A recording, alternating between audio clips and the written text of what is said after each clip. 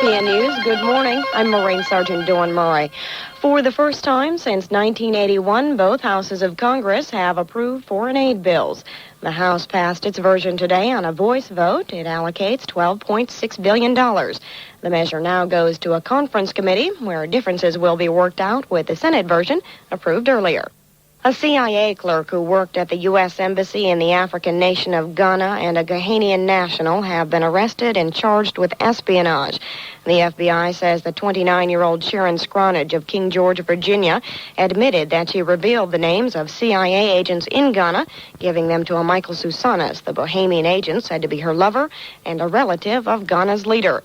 A Justice Department source says that some CIA personnel in Ghana had to be pulled out quickly because their identities had been compromised. Meantime, sentiment in Congress is running high to punish spies with the death penalty, even in peacetime. In a technical marvel, a miniature robot submarine has managed to recover the second black box from the Air India jumbo jet that crashed into the Atlantic off of Ireland 18 days ago. Yesterday, the sub found the cockpit's voice recorder, and today it located the all-important voice data recorder, and it was recovered. Investigators hope that the data recorders will help to determine whether the 747 crashed as the result of a terrorist bomb or some other mishap. New Zealand's Prime Minister David Lange is calling the sinking of the Greenpeace ship Rainbow Warrior a major criminal act with terrorist overtones. The vessel used by the environmental group to protest nuclear weapons and whale hunting went down in Auckland Harbor yesterday, killing one of the group's photographers. And police say that someone apparently attached an explosive device to the hull. 12 other people were uninjured in the explosions and managed to get off before the converted trawler sank about 4 minutes later. California is cooler than it has been, and maybe that will help the effort to get those massive brush fires under control. California has been the worst-hit state with 11 major fires burning, but large fires have also been reported in 13 other states and in Canada. That cheese warning now has spread from California all the way to New York. The Food and Drug Administration today warned that Mexican-style cheese and other dairy products distributed in 13 states by Cacique Fine Foods may be contaminated with deadly bacteria. The president of Cacique Foods says that the FDA charge is unfounded. He says his company did not use unpasteurized milk in its cheese. America's space travelers are working staggered shifts, trying to get used to the 24-hour science operation that they'll start when the Space Shuttle Challenger blasts off tomorrow. Today, the 4-man blue team took an 8-hour snooze, while the 3-man red team looked over the complex flight plan. Around mid-morning, everyone sat down to eat, the blue team eating breakfast, the red team eating dinner. On Wall Street, the stock market was in a drifting pattern for most of the day, but moved higher in the late of the session to score a gain of nearly 5 points. Trading was heavy, and gainers led decliners by a 3-2 margin. In local financial news, your rate of exchange at military banking facilities today is 242 yen to the dollar. It remains at 242 through the weekend. And finally, it is now official. The real thing is officially back.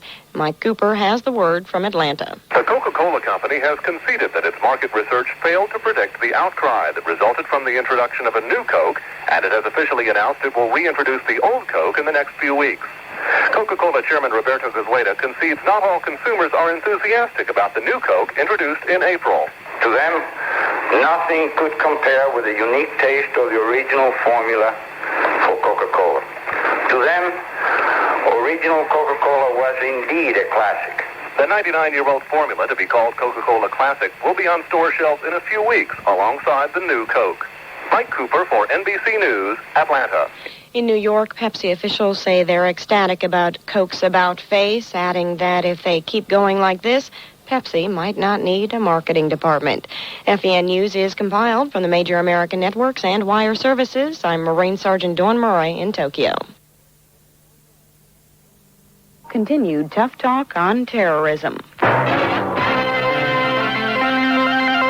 FEN News, good morning. I'm Marine Sergeant Dawn Murray. There was more tough talk from the White House on terrorism today, but no hint of action. Spokesman Larry Speake says the U.S. will not tolerate terrorist actions against U.S. citizens. But when asked when the U.S. might act, Speake's replied, wait and see. Deborah Potter has more on this from the nation's capital. Secretary of State Schultz told a congressional committee today that international terrorism has to be regarded as a form of warfare. And under questioning about U.S. charges that Nicaragua supports terrorism, Schultz suggested that military action may be justified. I don't have a problem if we identify to our satisfaction securely the existence of a base in some country, whether it's near or far, in which terrorist acts are being planned against United States citizens. I don't have any heartburn about trying to do something about it. Schultz said that he believes the public is now more in favor of striking back, and in his words, we have to be prepared to take steps that have repercussions. Deborah Potter, CBS News, the State Department. The comments on possible U.S. strikes were prompted by an article in today's New York Times. It said the administration had considered an airstrike against a Nicaraguan training base in retaliation for the murder of 6 Americans in El Salvador last month. The U.S. claims that the gunmen who killed the Americans were trained in Nicaragua. There's a mystery surrounding the whereabouts of a leader of a group trying to overthrow Nicaragua's leftist government. An official of his rebel faction says that Adán Pastora has disappeared and may have been shot down in a helicopter over Nicaragua. But his cousin says that the man known as Commander Zero is alive and well and in Panama.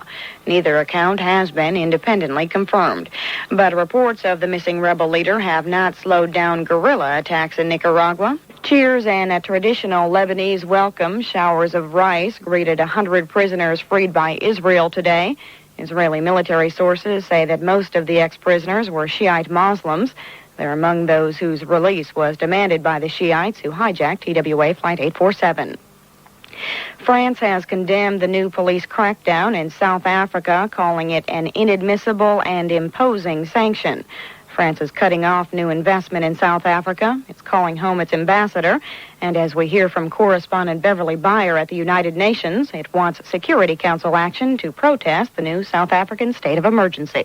There's a lot of activity going on at one time. The French called for the formal meeting of the Security Council because of the persistent aggravation and suffering caused by South Africa's policies. And then there's a letter from the Secretary General saying that for 40 years this has gone on and that any policy that's implemented through coercion, quote, is bound to breed violence.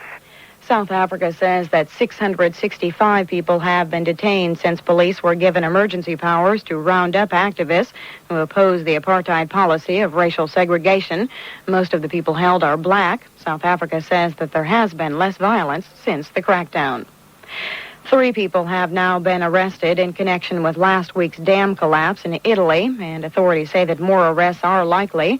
Among those taken into custody are 2 brothers who own the earthen dike that fell apart on Friday, killing more than 200 people. A House panel may make cigarette smokers the butt of legislation aimed at financing Medicare. The Ways and Means Committee is close to agreement on a plan that would make permanent the 16 cents a pack tax on cigarettes.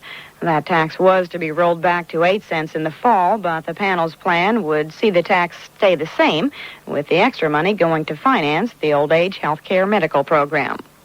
The path's clear for farmers to borrow money from the government again. President Reagan signed a bill sending $1 billion to the Agriculture Department to enable one of its agencies to start extending credit again. Funds for the loans dried up last week.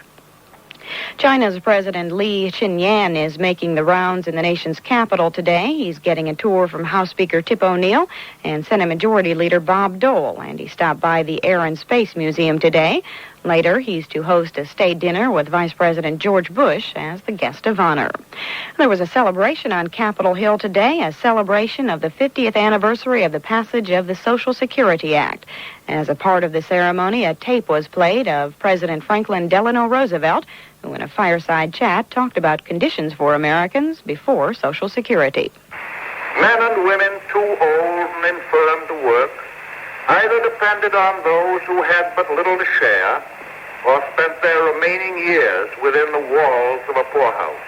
Tropical storm Bob may soon grow into a full-blown hurricane. After cutting across the Florida mainland, Bob is getting stronger over the open water of the Atlantic and may turn toward the Georgia or Carolina coast late today. Bob's winds are up to 70 miles per hour, and hurricane watch pennants are flying from Savannah, Georgia to Little Inland on the North-South Carolina border. Tropical storm Bob did only minor damage in its swipe at Florida. Well, it seems now as though the first frightening stories about the state of Rock Hudson's health may have been wrong. Correspondent Paul Miller in Paris says that Hudson has checked into the American hospital there. The hospital is saying very little about his actual condition. So far, they have denied two things. They have denied the report from Hudson's press agent that he has inoperable liver cancer, and they have denied that Hudson was in a coma. They have said nothing about reports that Hudson has AIDS. Rock Hudson is 59 and has lost a lot of weight recently. On Wall Street today, the stock market chalked up another loss, extending the sell-off that got underway on Monday. The Dow Jones Industrial Average slipped about 3 points, while losing issues outran gainers by a 2-to-1 margin. Trading was heavy again. 128 million shares changed hands. And in local financial news, your rate of exchange at military banking facilities today, 237 yen to the dollar. FEN News is compiled from the major American networks and wire services. I'm Marine Sergeant Dawn Murray in Tokyo. Americans taken captive in Central America. FEN News, good morning. I'm Marine Sergeant Dawn Murray. Nicaraguan Contra rebels have captured 31 U.S. peace activists and 16 journalists traveling down the San Juan River on the border between Nicaragua and Costa Rica. The boat ride for peace was organized by the group Witness for Peace.